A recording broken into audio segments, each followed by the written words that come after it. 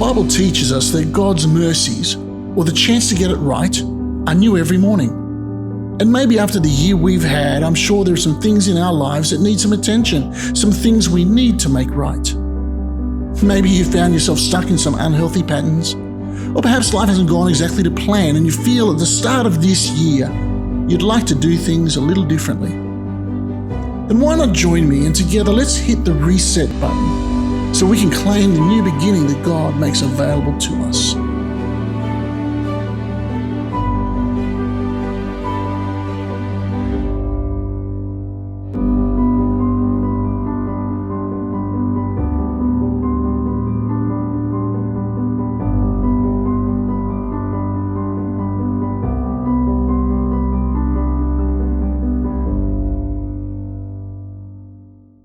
Can I be honest this morning?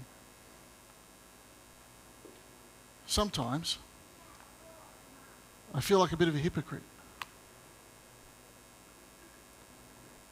Sometimes I feel like I'm going through just the motions of my faith. Sometimes I feel fake. I feel a phony. Sometimes I do things, say things, think things that I know Jesus probably wouldn't approve of. Sometimes I don't even feel like being here. Sometimes I wake up grumpy. Other times I let us sleep in. That was a joke. But as I look over these last couple of years, it's left me feeling fatigued. It's left me feeling a little jaded, a bit unsettled. It's left me feeling, I wanted to start this year filled with hope, but to be honest, I was a little hesitant. I was like, I don't want to be disappointed again. And that's how I feel sometimes. What about you? Have the last 2 years had an impact on your faith? Maybe there are other circumstances that are going on and they're having an impact on your faith right now. It might not be COVID related. For some of us, it runs deeper. It's been going on for longer than the last 2 years.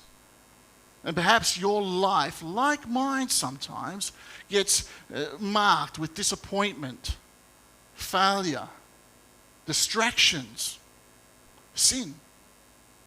And it's not like it's all bad. It's just that sometimes the bad taints the good, right? I made this Chinese chicken the other day, and normally it's real simple. You put some soy sauce in, you put some honey in, you put a little bit of brown sugar in, and it's real simple, but it tastes amazing. And what happened was I think I put too much soy sauce in, and it wasn't the light soy sauce. It was really heavy. Just tasted really, really, really salty. And so normally, you'd put brown sugar in and it kind of counterbalance it, right? And I'd run out of brown sugar. And so I thought I'd just use normal sugar. No. And so it just made the whole thing just taste blah.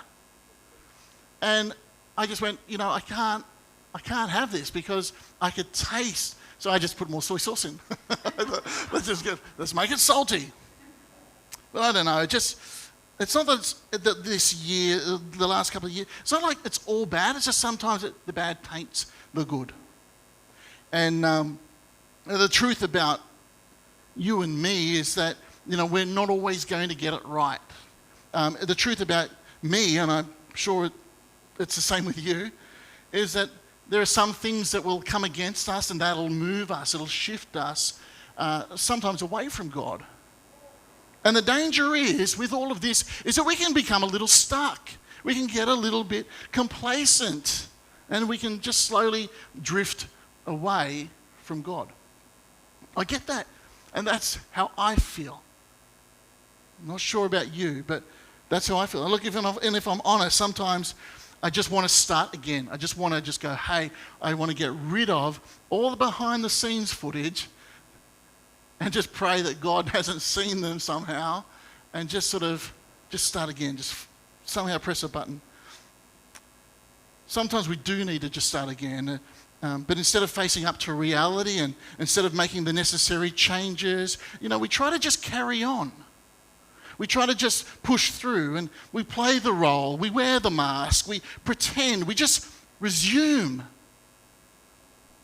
And I know, because that's what I do sometimes. There's this old story about a man who's desperate for a job, and so he applies for a job at a zoo. And the job entails him to dress up as a gorilla. Their gorilla had died, and they can't afford just to get a new one just yet. And so he dresses, so the job is, and he's a bit hesitant to sort of dress up in a gorilla costume and pretend to be a gorilla, but he needed the money, so he starts off real slow. He's like sitting in the cage, like eating bananas. But then as the time goes, he gets a little bit more confident. And he swings from branch to branch, and he swings so hard one day that he ends up in the lion's cage next door. And he feels the lion's hot breath on his face, and he forgets that he's in costume, and he starts yelling, "Help! Somebody get me out of here, help!" And the lion says, "Shut up, you idiot, otherwise we'll both lose our jobs." And that's somehow, sometimes, a little bit like what we do in life. Is that you think you're the one that's going through the motions and pretending. But you know what? Sometimes it's all of us. And the truth about, wearing masks is that it's all too common, and you're not the only one wearing one. And wearing masks can become a way of life, pretending to be happy when you're not, performing a role instead of being the real you. And the other truth about wearing masks is that it's only a matter of time when you find yourself in the lion's cage, exposed. So let's get it out of the way. Let's start on the same page together today. And if you feel that you can relate to any of this, I'm going to ask you in a moment just to raise your hand. It'll make me feel good, feel a bit better. But maybe you can relate to this. And maybe in a moment I'll get you to raise your hand. Not because I'm telling you to, and not because you feel like you should, but just because sometimes it's just good to become clean and to be honest.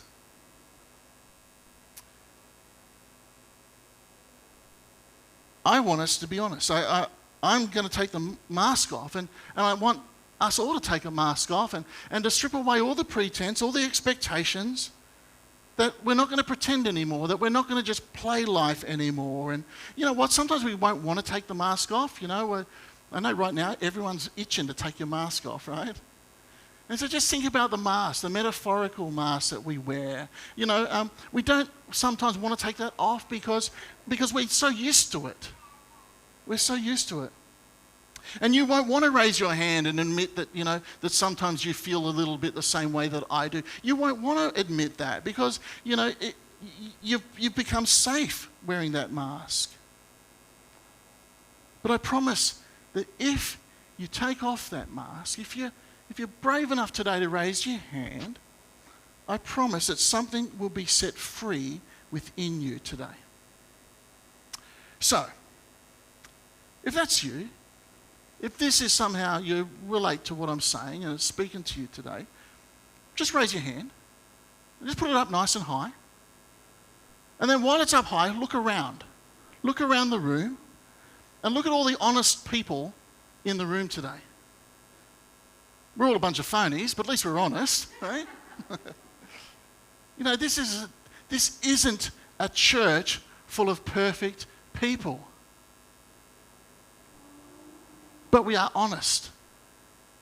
Sometimes we've got to start being honest. We're all trying to make sense of life. We're all trying to fumble our way through this life. We attempt to try and do it right, and we rarely get it right.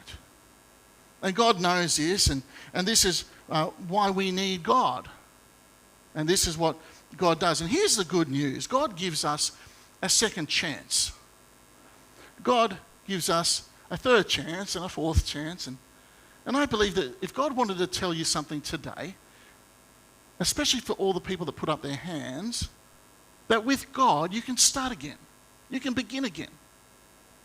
And so today is our opportunity with this new series that I want to bring to you. titled Reset. And what it's designed to do is just to help us to reestablish and realign ourselves again with God. And just to start again, you know, when something is reset, it's usually because there's been some sort of glitch or malfunction, or it's just not working the way that you want it to work. A failure, perhaps. And it's usually a term that's given to electrical devices, but I think, you know, it's pretty appropriate for us as well as people. You know, sometimes we glitch, sometimes we malfunction, sometimes we just don't work the way we want to work. And God understands that, and God understands that we're not always going to get it right. And there's this beautiful verse that's found in the Bible, and it addresses this. It's found in Lamentations. It says, "The steadfast love of the Lord never ceases. His mercies never come to an end. They are new every morning. Great is your faithfulness." Why is the Lord's mercies new every morning? Because every day we stuff up. Every day we need to start again. And God allows us to. And the writer of Lamentations reminds us that we have a God who is committed to us, who loves us, and is consistently strong in that devotion to us. He doesn't waver. He doesn't get tired. But he doesn't wait for us. He meets us when in our wrongness. He doesn't wait for us to get it right. God's faithfulness is not dependent on us or what we do. It's who He is, and He gives it over and over. It's new every morning. So this morning, God's mercies towards you, His love, His faithfulness is brand new. We have an opportunity where we can just start again. He is the Lord of the second chance. Tim Keller says this: "This is the gospel. We are more sinful and flawed in ourselves than we ever dared believe. Yet at the very same time, we are more loved and accepted in Jesus Christ than we ever dared hope." Isn't that beautiful? Doesn't that just capture the very essence of what God does for us? And God gives us this opportunity to realign, to re-enter, to re-establish, to reinstate ourselves, to reset whenever we need it. But not to resume. Instead, He wants us to reset. The idea behind a reset is to go back to the original settings, kind of the purpose of which it was intentionally and originally designed to operate. You know, a simple definition could be something like this: to set, adjust, or fix in a new and different way. To set, to adjust, to fix in a new or a different way. I want you to remember that today. I want you to hold on to that. In fact, the word reset is just a common word that we would use every day for probably a more biblical word, the word repent. If you read the Bible, there's this word repent, which means to change direction. And it kind of means the same thing, like to reset, to realign yourself with God. And some of you have admitted that life isn't working. Maybe you have moved away outside of God's best for you. And today, God would want you to know that it's time to begin again. That He's offering that. It's time to reset. It's time to turn around. It's time to change direction. But we aren't to resume in the same direction. We are instead to reset. And we need to reset. We need to start living to the manufacturers' operating standards as outlined in the manufacturer's operating instructions. Live according to God, according to His word. This is the time to realign, to reestablish principles, priorities, and practices that God gives us that would help us to reset, to start over. And that is available to every person, no matter who you are, how old you are, what you've done, it doesn't matter. Regardless of anything else, God offers this to every person. And this is what we're going to explore during this series. How many of you like the sound that we can start over again? How many of you like the sound that, you can begin again? I know I do. When I was first introduced to golf, It was a time when Tiger Woods was like the greatest athlete to walk the planet. And he made golf cool. Because golf isn't cool. I'm really sorry to all our golfers. But, Tiger Woods made it cool, and I wanted to be cool. So when a few of my friends invited me to play golf, I thought, yeah, let's be cool together. And so they said, have you ever played before? I said, nuh-uh. And they said, well, do you want to come along and give it a shot? Yeah, I'll come along, I'll play. But before I went out to the golf course, I thought, I'll just brush up on my golfing knowledge, just so I don't just look like a complete newbie. And so I decided to watch some reruns of the greatest golfer ever to play, Tiger Woods. And so I watched him, and I thought, that doesn't look that hard. That looks pretty easy, actually. I learned the basic rules. The idea was to try to get your ball in the hole in less amount of shots than anybody else you're playing with, and you win. That's not hard, I thought. Tiger Woods seemed to make it seem pretty easy. And when we came to the first hole, everyone, there was a par 5, meaning, this is what I learned, that you needed to get it in 5 shots. A professional golfer on a par 5, on that hole, it should take you about 5 shots to get it in. If you're really, really good, you'll get it under 5. If you're really bad, we'll get to that. But anyway, so everyone else, they just smashed that ball, and you couldn't see it.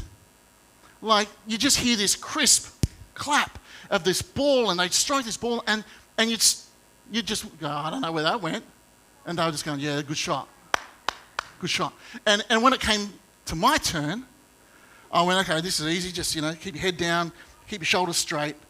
And I topped the ball so hard that it trickled like 10 meters away. And I was highly embarrassed. And one of the guys stepped forward, and I was ready to play the ball again. I just moved over to where the ball is, and I thought I was just ready to play my second shot. And one of the guys stepped forward and said, Rob, I think you should take a mulligan. And I never came across that term before in all my golfing research, which is basically watching Tiger Woods. But, I'd never come across that term before, so I had no idea. And the other guys joined in and said, yeah, take a mulligan. I went, you think that's okay? They said, yeah, absolutely, take a mulligan. I go, what is a mulligan? I had no idea. And I wasn't familiar with the term. But all they said was just take this mulligan. And what I discovered is that if the playing party all agree, you can take the shot again without it actually affecting your final score.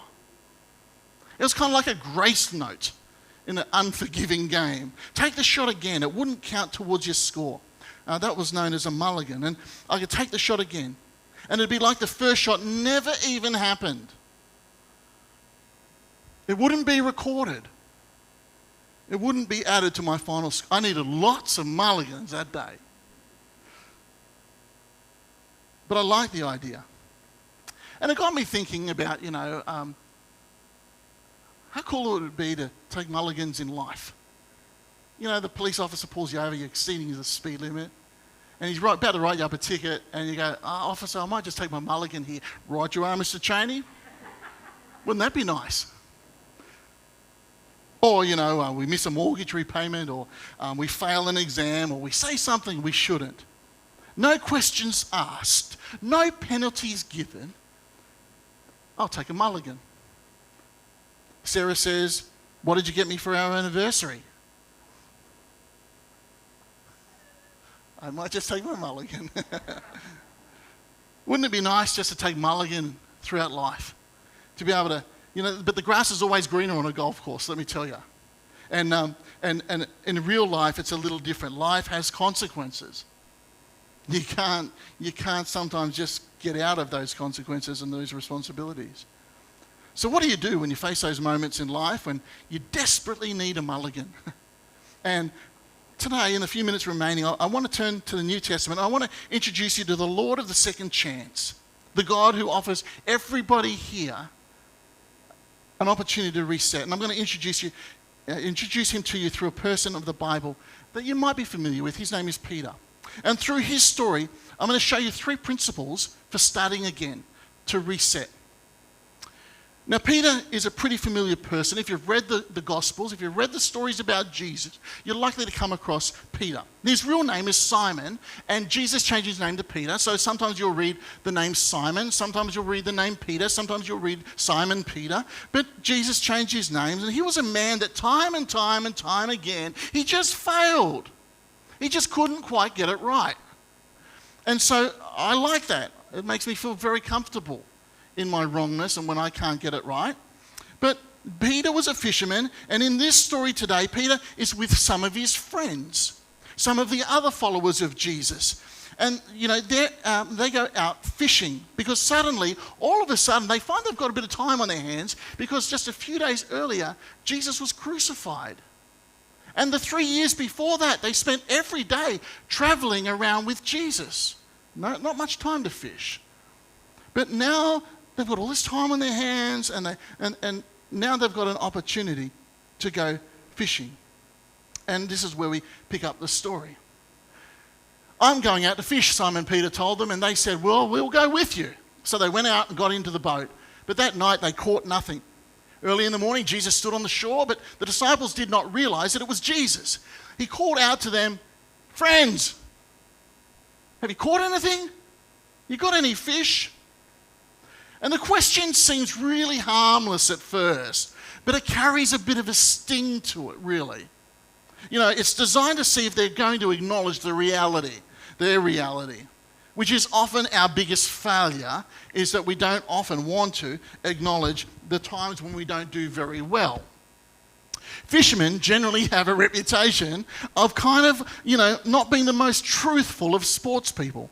The one that got away was always this big, right? But their story starts with an admission that things aren't going according to plan, their plans. They haven't caught any fish, and that's all that this voice that's calling from the shore is wanting to hear. And that gives us our first principle in order to reset. And the three principles, the first one is to acknowledge the truth about your condition. There is a voice calling from the shore. We later find out that it's Jesus.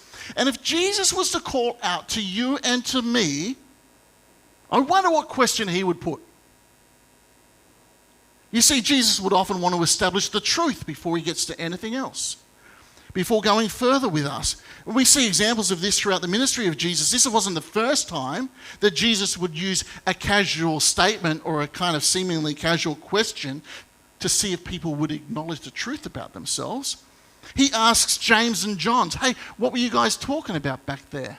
They were talking about who's going to be the greatest disciple. He asks a woman at the well, hey, why don't you go and bring your husband and share the news with him? Knowing that she had been married 5 times. And here Jesus is asking, you call yourselves fishermen? Well, show me what you've caught. Will they put their hands up? Will they admit it? He called out to them, friends, have you any fish? No, they answered. You see, this is a story that's very similar to the time when Peter first met Jesus. When Peter first met Jesus, this is 3 years earlier, when Jesus starts gathering his disciples. Jesus got into Peter's boat. You might remember this, and got into Peter's boat and started to teach and to preach to people from the boat. And after he had finished, he asked Peter to take him fishing, and Peter's going like, I've been fishing all night. We haven't caught anything, nothing. And Jesus said, well, let's just go out in deep water and let's just try it again. And Peter reluctantly sort of says, okay, well, if you say so, well, then we'll do it. And Peter, a seasoned fisherman, he responds at first to Jesus by giving him all the excuses of why it's not a good time to go fishing. And reluctantly, however, Peter takes the boat out, lets down the nets, and catches so many fish that the nets begin to break and the boat begins to sink. And it's this point that Peter identifies the truth about himself. And he says to Jesus, go away from me, Lord, for I am a sinful man. sometimes, like today, we will say that, and we need to say that. We sometimes need to acknowledge the truth about ourselves. Sometimes we need to put up our hands and say, you know what? I feel like a bit of a hypocrite sometimes. I don't always get it right. I feel sometimes like I'm a bit of a fake and a bit of a phony. Sometimes I just go through the motion. Sometimes I might call myself a fisherman, but I don't catch any fish. Sometimes I want to play golf, but I just can't hit the darn ball. Sometimes we have to acknowledge the truth about ourselves. And that's what Jesus wants from us and where Jesus wants us to start. And here we are 3 years later. Peter and the others are hearing this somewhat familiar phrase again. You know, haven't you caught any fish? And this voice called out to them, friends, haven't you any fish? No, they answered. He said, throw your net on the other side of the boat and you will find some.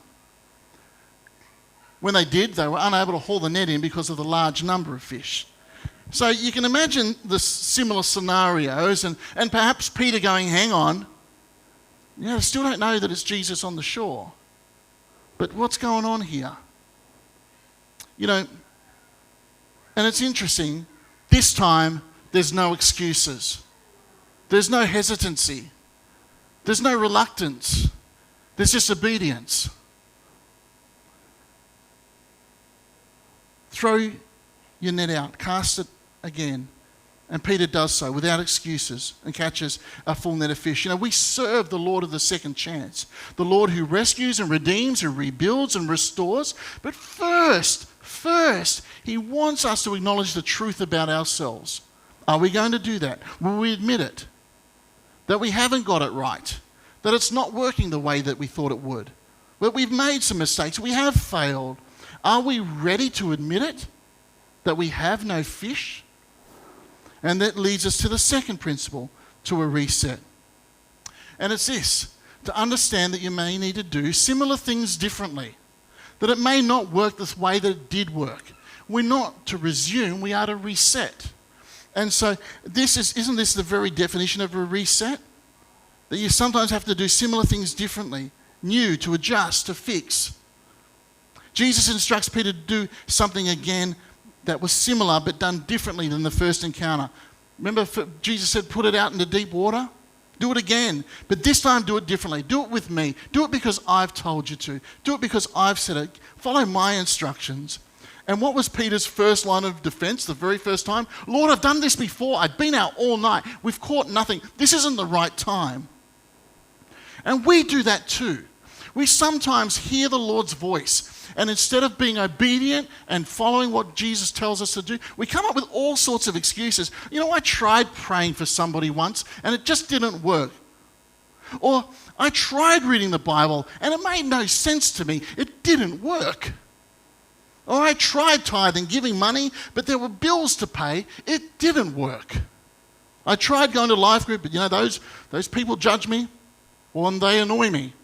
It didn't work. Or I tried going to church every Sunday, but work pays better on a Sunday. Or I have sport on a Sunday. Or my friend's party was on a Sunday. And it just doesn't work. But if you want the reset that Jesus offers, stop coming up with a defense to what he's calling you to, and obey and trust. Because in the second encounter, Jesus tells them, he said, throw your net on the right side of the boat and you will find some. If you want to do things right, if you want to do this life right, do it the way that I'm telling you to do it. Throw your net on the right side of the boat and you will find some. And when they did, they were unable to haul in the net because of such a large catch of fish. Peter does it this time without excuses. You know, this sets us up for our third principle of the reset. Sometimes we have to acknowledge the truth about ourselves. Sometimes we have to do similar things differently. And then thirdly, we need to recognize that your relationship with Jesus is more important than anything you will ever do for Jesus. Jesus is on the shore and he's fixing breakfast. And he starts this little fire, and John includes the detail in verse 9 that it was a charcoal fire. When they got out on land, they saw a charcoal fire in place with fish laid on it and bread. Jesus said to them, bring some of the fish that you've just caught. So Simon Peter went aboard and hauled the net ashore full of large fish. There was about 153 of them. And although there were so many, the net was not torn. Jesus said to them, "Come and have breakfast." Jesus was having a little barbecue. This is what I like. Wasn't that nice? Nice little setting. Been to the beach in Capernaum. Beautiful little cove, little beach, and beautiful backdrop. You'll Sea of Galilee. Got some mountains in. Having a barbecue would have just been ace. Would have loved it. And this is what I love about Jesus. He's having a little barbecue, but John does include this little detail of a charcoal fire. And I don't think that that's by accident. You see, John also records earlier in chapter 18 of a time when Peter was asked 3 times if he knew Jesus. And you may remember that. You may remember how that went. It didn't look good for Peter. And John includes in that detail earlier on in chapter 18 that at the time that Peter was warming himself by a charcoal fire. Now, just a minor detail, but I wonder if John's making some point here that maybe Peter coming abroad, seeing that charcoal fire just a few days earlier is reminded of the time he was warming himself up by the fire and people come up to him saying, "You're one of his followers, aren't you? Jesus has just been arrested." No, he's fearful. I don't know the man. Not me. 3 times he denied Jesus, denied knowing him. And I wonder if seeing the charcoal fire again on the beach and knowing that and feeling his denial toward Jesus and how Jesus would respond, maybe Jesus wouldn't know, but Peter had a lot of failures. The time that he sank when he tried to walk on water. The time when Jesus said that Peter was speaking the words of Satan. The time when Peter performed the history's first recorded single ear amputation in defense of Jesus in the Garden of Gethsemane. But this was a big failure. This was one of the biggest failures. Denying his friend who needed him the most. Denying Jesus who'd been arrested and was on his way to be crucified. It's a big failure. And sometimes in your life you're going to have these big failures. And it's going to feel irredeemable. It's going to feel like it's unforgivable. And Peter remembers when he stood by the fire and failed his Lord and failed his friend. And now breakfast is over and they're standing by this charcoal fire once again. Just Peter and Jesus alone. Perhaps the first time for a long time, at least since the denial. Peter's so vulnerable. Should I say something? Is he going to say something? Have you been in those moments where they know, but no one wants to say anything? And he's waiting, he's waiting, he's vulnerable, he's like a prisoner waiting to hear the verdict of the court. And then he hears a question that would wound him to the heart, but also heal him at the very same time. And the question comes from Jesus. And a question that Peter would carry to his grave: do you love me?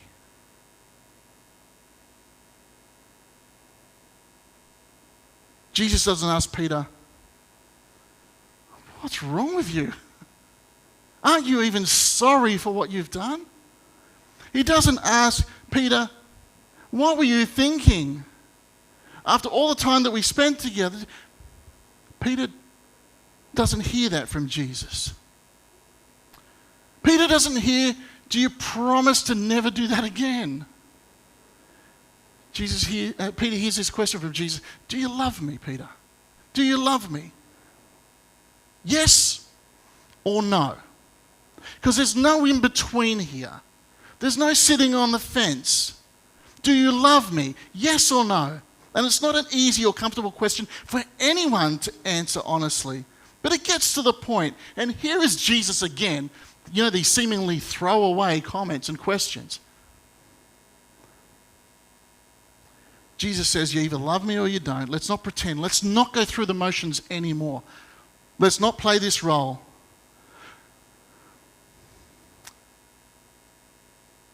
It's just 2 of them before a charcoal fire. Simon, son of John, do you love me? You know, Jesus doesn't even use the name that he gave him. He doesn't use the name Peter. He doesn't say Peter. Instead, he uses his formal name, as if to say, I'm not going to presume you want the same relationship. I won't presume you want to wear the name that I gave you. He says, Simon, son of John, do you love me? Do you love me? And now let's get personal, because Jesus says this to you and me today. And how are you going to respond when he says, Lucy, do you love me? Sarah, do you love me?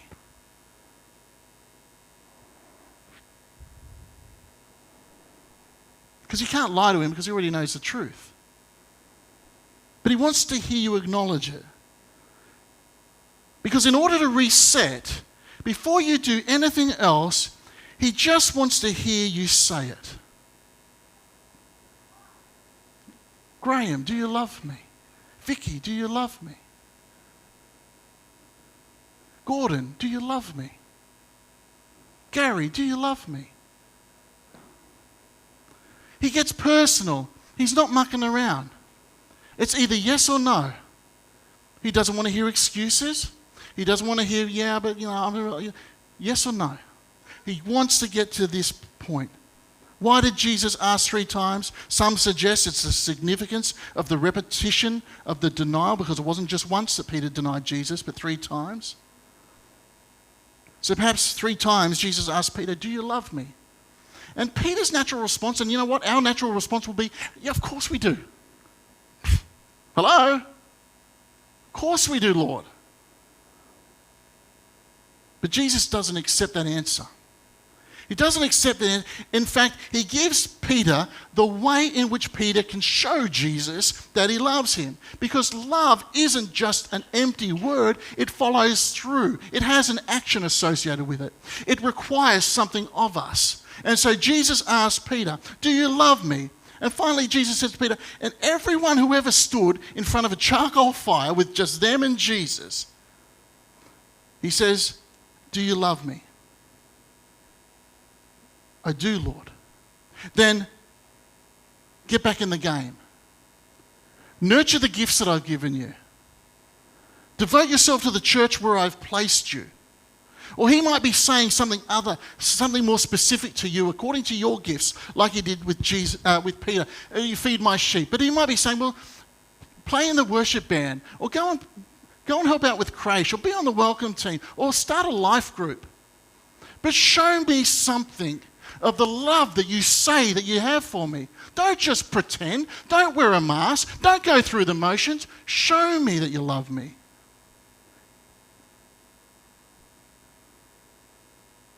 He says, let's start again.